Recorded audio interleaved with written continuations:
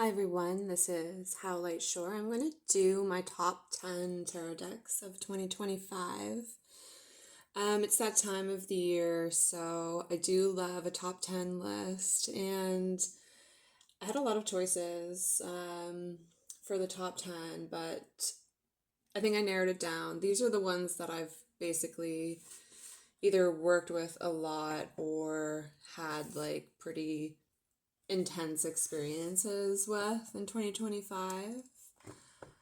For number 10, I'm going to start with the Crystal Magic Tarot. I actually bought this for my birthday with a gift card, but I just think it's gorgeous. Look at that box. It says, manifest your dreams with the power of crystals and wisdom of tarot. This is by Kerry and Clare Gregory.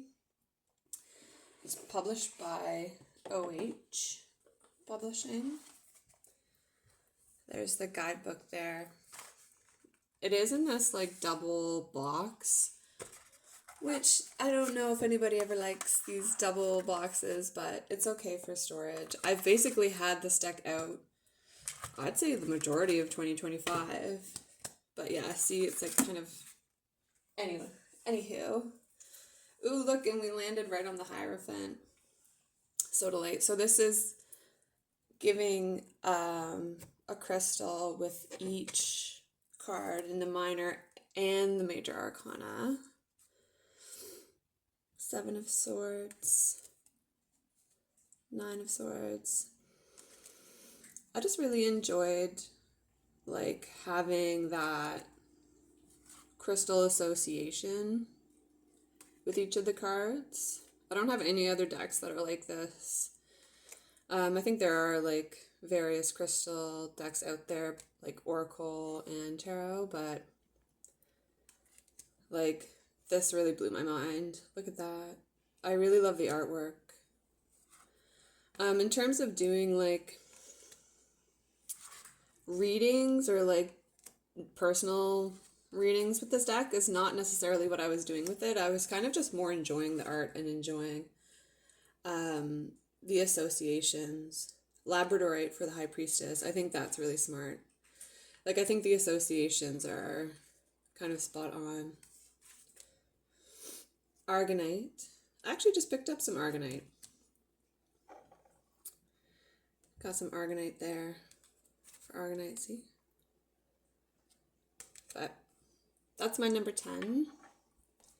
Crystal Magic Tarot. Number 9, we have Unicorn's Journey Tarot. It's by Lisa Papez. I picked this up off of her Etsy early last year, and I was kind of working with it,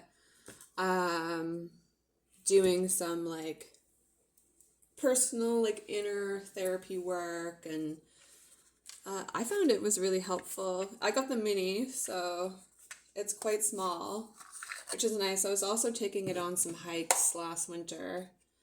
It's good if you want to throw it in your bag and hit the road. Oop. It comes with this certificate. Just beautiful cards. Really good message. The one thing with the mini that I found, like, I want to print off the guidebook. They do send you a digital guidebook with the mini. But I haven't gotten around to printing it yet. So then I've just kind of gone with the associations rather than the guidebook. Although I did read a bit of the guidebook. I just find it hard to read things digitally. But yeah. Justice. And of course I love Lisa Papez. Main thing is like I've watched like all of Lisa Papez's videos this year. She's a really good tarot content creator here on YouTube. So I think that's kind of like my main association with this deck is more so like watching Lisa's videos and really enjoying her content. So that's my number 9. I feel like I'm very quickly going to start throwing decks around my desk. I'm going to try to keep organized here. Number 8, I have the Sweet Forager's Tarot. This is by Rook. This I was using a lot last winter. I almost kind of forgot about it until I was looking around my shelves to pick my top 10. But last winter I was using it like a lot. Like to the point like I had it like in my kitchen and I would like read with it as I was cooking like supper and stuff. I had a lot on my mind last winter. And like this was a good deck to just like kind of keep my mind on a certain path, like to keep my mind from like going anywhere dark. Like, well, it was going anyway. I was just using it as a way to like bring some brightness into like my train of thought pretty much on the daily for a while back then. So I'm bringing this deck out as quite the companion. This was a really good companion for me in 2025, Sweet Foragers. And this is the only Sam Rook deck I have. She's also done the Macabre Tarot. She did like, I think it's called like Violet's Tarot, something like that. But I love this. Like, look at the Queen of Swords, Queen of Daggers, with the mermaids. Yeah, it's just like, I find it really light, but like it still has pretty deep messages and it's pretty encouraging as a deck goes. It has like a really good sense of whimsy. This was pretty much me last winter. It's like 8 of Cups being like, and yeah, like a Strength. Look at the owl there. Quite the look on Strength's face. So that's our number 7. I feel like I'm also very quickly going to forget what number we're on, so apologies in advance if I mess up the numbers and just say, you know, whatever number we're on. But yeah, that's Sweet Foragers Tarot by Sam Rook. So then number 6, I have the New Chapter Tarot. It's by Kathryn Briggs. I think it's published by Liminal 11. Yeah, published by Liminal 11. And this one I picked up, I think kind of like March of this year, but then it kind of was sitting on my shelf for a little bit. And then recently I grabbed it and like figured out what I was actually doing with it, or like figured out like a purpose for this deck. And that kind of really cemented my thoughts on it and kind of like sparked a relationship with it of like, once I figured out what I wanted to do with the deck, when I wanted to use it for, then I was like, oh, like this is actually going to be really useful for me. And I love the backs. I mean, look at that. So, oh, the Tower, first card that comes up. Yeah, I think like this is kind of like a Thoth-based deck, but for me, like, I don't know, I have like I think it would be good for grief and like maybe like really old memories. It's Thoth-based, but it really puts a twist on the Thoth. And it still reads like a Rider-Waite-Smith, so don't worry about like thinking, oh, you would need to know the Thoth system. I don't think that that's necessarily what it is or what it's based on. Like, I've read a little bit of the book. The book is really nice. I did like Kathryn wrote that. Oh, look, I have a Pokemon card in there. That she hand painted, like, these are all her paintings, and she started this project when she decided to, I think, move from the United Kingdom, like, back home to the United States, was sort of the spark for this project. And then these are all, like, her paintings, like, hand painted, which I think is amazing. I think it took her quite a long time, but, yeah, I think it really helps with, like, that sense of loss. For me, anyway. I'm kind of using it, like, as a way to process a little bit of grief, but yeah, and, like, work with, for me, work with, like, a family member who's passed on, so, yeah. I've found it really helpful so far. I mean, I've only really scratched the surface of it, but yeah, once I kind of felt the call from it, I was like, oof, this is such a good deck for that kind of work. Look at the moon. But yeah, so this is my number 6. This is New Chapter Tarot by Kathryn Briggs. Look at the Fool. Ooh, look at the little bunny on him. Or I guess it's a hare. And the Devil-Faced Fool. Number 6. This was the Pokemon card that fell out of the book. I guess I was using that as a bookmark. Maractus. Powerful needles.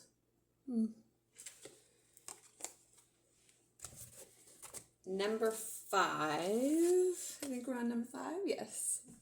Number 5 is the Voodoo Tarot. And this is published by Scarabeo. The author, does it say on the front? Oh yeah. So this is the Fabio Listrani deck, Voodoo Tarot. Like, it's Scarabeo, but I think it's published by Llewellyn, like distributed by Llewellyn. So this is a big box, but very gorgeous. It's a little bit of, I don't know what you call that, but I can feel it, so that, like, the sensory experience of the box is nice. And comes with a large guidebook. That's the guidebook there. I love the design inside the box. Look at that. It's a big box. It's hard to get it on screen. Okay. And these are the backs. Love the backs, like, just like vivid red. The sigil on the back. This deck I got, like, very shortly after it came out. I got it last February. I was like, okay, there's a little bit of nudity in here, so we're going to be careful. Here's the book. Like, huge color guidebook. I'll be a little bit careful because I don't think we're allowed nudity on the YouTube anymore. But yeah, I picked this up and, like, I was intimidated by it. I think you do need to be intimidated by voodoo. I mean, it's a closed practice, so I was kind of, like, just really curious about the fact that it was being published at all and, like, what it would be like. And I think it's well done in terms of the artwork for sure. I think the guidebook, like, is a little light. I would have liked more information in the guidebook in terms of, like, history and background if we're going to talk about voodoo. However, I think it can stand on the artwork alone in terms of, like, the power of what it's trying to say. And then, like, you can do your own research based on that to, like, go from that. I've seen a couple of really good documentaries on voodoo. Oh, here's my favorite card. So this is Wheel of Fortune, Mama and Brigitte. But I think there's a lot of, like, further research that's possible for me to do. I know there's been a couple of books published recently on Mama and Brigitte and also, like, just on voodoo in general that I haven't gotten to. Just because I haven't really been, like, able to sit down and read and concentrate on books in, like, quite a while. I think that's, like, a millennial thing. But I'm trying to turn that around. I'm trying to read a little bit more and do a little bit more of, like, longer concentrated reading sessions, which for some reason is super hard for me in our year 2025, which is hilarious because I have an English degree, so I used to read a lot, but I'm trying to bring it back. And I think that, like, yeah, getting inspired to read different things is probably the good place to start. And tarot is good because we're not like necessarily reading, we're looking at images. So yeah. I mean, this deck is pretty visceral. Some of the cards are pretty visceral. And I've really enjoyed it. I haven't really, like, I saw a couple of walkthroughs when it first came out, but I don't know. I haven't really seen a walkthrough that, like, is a deep dive into it, if you know what I mean. So that's my number 5, the Fool. And that's the Voodoo Tarot. That's by Fabio Listrani. And who's it illustrated by? I think I think he is the illustrator. Yeah. Very cool. Very cool book. Look at that. Number 4 is Tarot of Vampyres. Another big, hefty box from Llewellyn. This is the Ian Daniels deck. This I worked with in Samhain season, so from September to the end of October I worked with this deck. It has a fabulous guidebook. I've read that start to finish, and it has a lot of great information on it, just on tarot in general. I think a lot of people really like the guidebook just for its general insight into the tarot, as well as like how it explains the specific deck. But this is definitely a Samhain deck for me, and Samhain was really intense this year. I kind of think for me as well as maybe the collective, it's been a really intense Samhain season. So intense that literally I was doing some work with this deck, and I lost the 10 of Pentacles. I lost the 10 of Pentacles card, and I know why. I was doing some shadow work with it, and it decided to literally disappear. I think that it went behind the radiator, but I checked and checked and checked. Like I got out like paper. I was like trying to retrieve it from behind the radiator, and I was like, I didn't see it. So it's like disappeared into thin air. So I'm missing a 10 of Pentacles in this deck now, and that's the way it wants to be. So this is like quite the deck. It contains a lot of energy, and I think anybody who's worked with it before would agree, like, it is a high vibe deck. Daughter of Knives. So yeah, great for shadow work. Great Halloween deck, like vampires. I do love vampires. And I think I have one loose now. I think that my 10 of Pentacles vampire is loose somewhere, so good luck to me.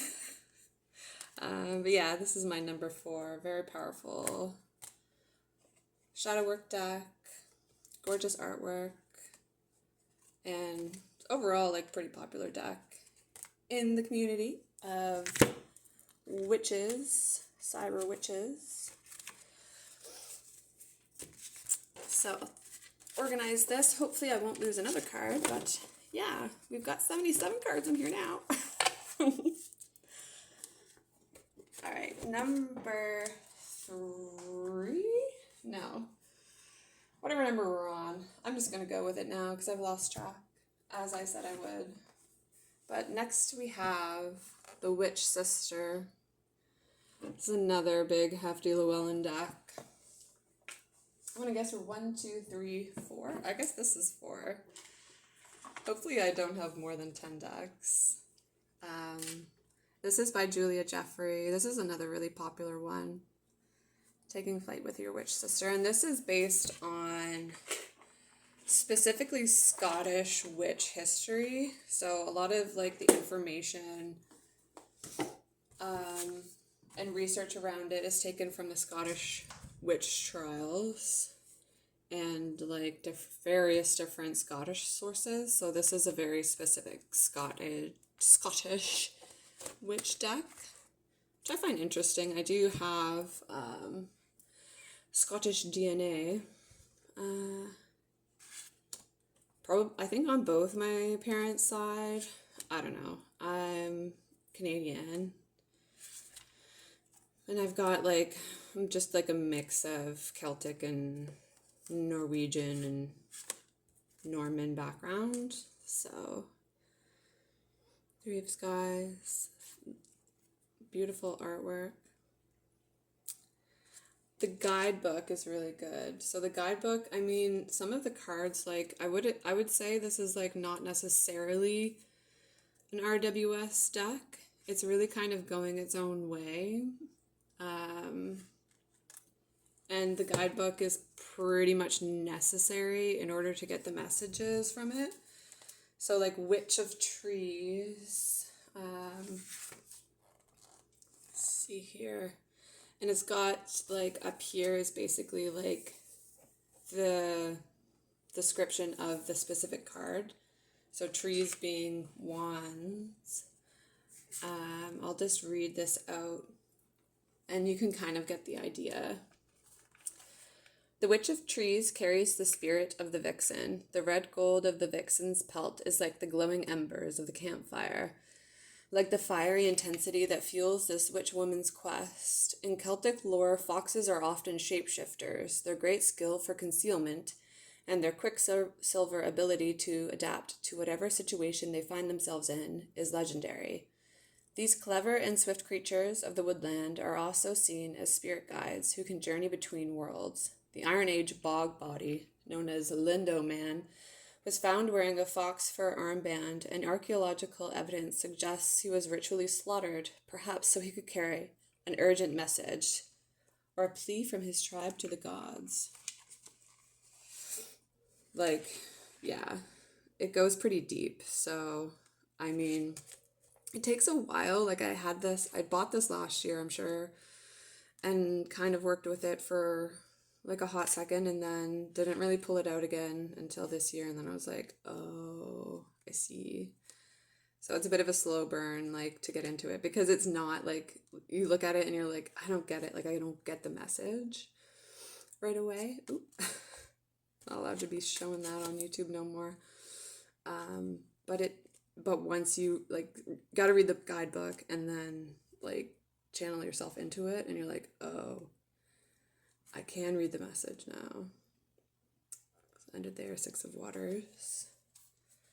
Yeah, so I think that's number 4.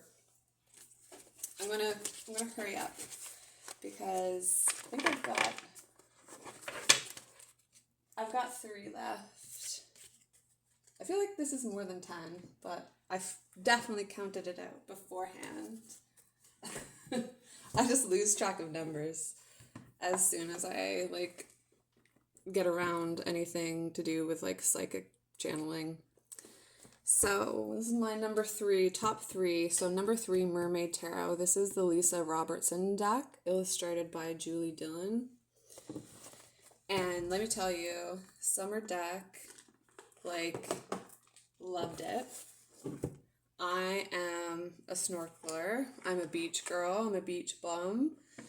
I live near the coast, so my main mission in the summer is to go to the ocean and pretend that I'm a mermaid and just spend as much time in the water as I possibly can. So this was my summer reading deck, like daily draw deck. Look at those backs. And just like getting like super into Empress. Like getting really into the mermaid state of mind in the summertime. And I live by the coast in Canada, so even in the summer, it's very like cold in the water. So our swimming season is literally like probably like mid-July to mid-September, so it doesn't last very long. But while it lasts, I go pretty like deep into like my ritual relationship with the ocean and being underwater. And I edged this deck myself. I really like how the edging came out. That green. I just did that with like some sort of marker. But yeah. So this is my number 3 because summer is my favorite season. And the beach is my favorite place in the world. So that's the Mermaid Tarot. Number 3. Honestly, this could be number 2 or number 1. But yeah, Number 2, I have the Vintage Tattoo Tarot. This is by Alyssa Wilson. This came out a couple years ago. I actually found this at a thrift store and picked it up for a really good price. Celebrate queerness in tarot with tattooed inspire art. And I just really, really love this deck. I love the artwork. I'm a big tattoo girly. If I could show more tattoos, I would, but I'm in love with the art on this deck and the message behind it. Like, I would say, like, some of the pips are a little bit pippy, but it's really quite illustrated. Look at the devil. Oh.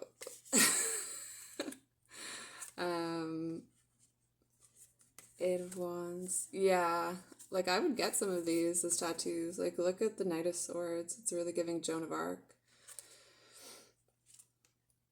But yeah, I just love, like, the simplicity behind it. And then, it's a little saucy. It's a little bit saucy, but, like, yeah, it's really, like, giving, like, 20s nightlife, like, I don't know, like, queer 20s, like, going to the club, like, saucy type of vibe, but King of Cups. Very emotional, yeah. And I've worked with this a lot. I also was just it came to me, like, it seemed like very on purpose. Like, I found it. I don't always find tarot decks at the thrift store. I go to Value Village a lot, which is, like, a large chain charity shop in Canada. And every now and again, I do find a deck. And whenever that happens, I do kind of feel like the deck wanted to come to my house. Do you know what I mean? Like, the deck was like, hello, can I come over? And I'm like, oh, definitely. Like, sometimes I do see decks and I'm like, I don't want this deck. Okay, I love this Ten of Swords. Probably my favorite Ten of Swords I've ever seen. Like, I saw this, I was beyond. I was like, oh my god. So yeah, I do feel like this deck kind of sought me out and found me, and we've just been having a really good time for the last few months. So I have it at my number 2. Okay, so let's get to number 1, the big number 1. And this one is going to be what I worked with probably the most this year, and that's the Bone Dead Tarot. And this is by Beth Frampton. So this I got on Kickstarter, and I received it last year, but I was working with it a lot this year. Mostly, like, last winter is when I really, like, went kind of deep into working with it. But it has been so helpful. I think that's probably why it's number 1, just because it's been so helpful. And it's just so whimsical. Yeah, this was really me from, like, December of 2024 to, like, April. Just, like, yeah, having a time. But this, like, it's probably that this deck has a lot of humor. It just makes me laugh, but it's so well done too that I just love it. One of my favorite cards, the 9 of Cups, the Wish card. This was me in the summer doing my snorkeling. But I think it's so insightful, like, so smart. I mean, the art it's got, like, a simplicity to it. And I think it's, I don't know what you call it when it's this sort of graphic. Like, it's definitely digital painting, I think. I don't know. But I think Beth Frampton did an oracle as well. I didn't pick up the oracle, I might at one point. But she has a YouTube channel as well. Bone Dead Tarot is her YouTube. I'd recommend checking her out because she also does readings online, and I've watched some of her readings before, and she's just like, she's got a great personality and very engaging and very smart and very knowledgeable of the tarot. And yeah, I just like, it's linen, the cards feel like super luxurious, edged in this gold, came in this edging. They feel like really, really nice. But yeah, I mean, look at this like Two of Pentacles. I mean, it's balanced, but you can see like he's carrying it on his shoulders. Like, it's kind of like a scene from Rocky. Like, you know what I mean? Like kind of how you train to have that kind of balance. It's just very emotionally intelligent deck, and that's what I needed the most this year, was that like sort of emotional intelligence mixed with like a lighthearted sense of humor to kind of get through sort of a tough time. I think 2025 has been a little bit of a roller coaster for the collective. As far as I've seen, like nobody's had like a good 2025. So I do feel the tides are sort of turning now at the new year, and I'm hopeful for 2026. I think probably I've learned quite a few lessons this year that I can take into 2026 and sort of change courses and yeah, set sail for a new world, as one would say. But yeah, that's my top 10 tarot of 2025. I think I'm probably going to do another video even for Oracle decks, although I'm not sure.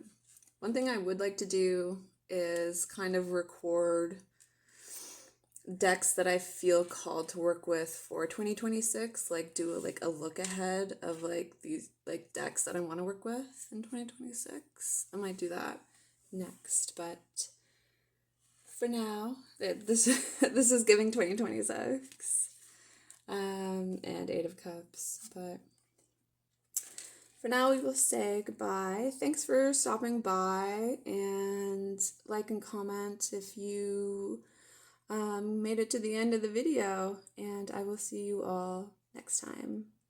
Bye.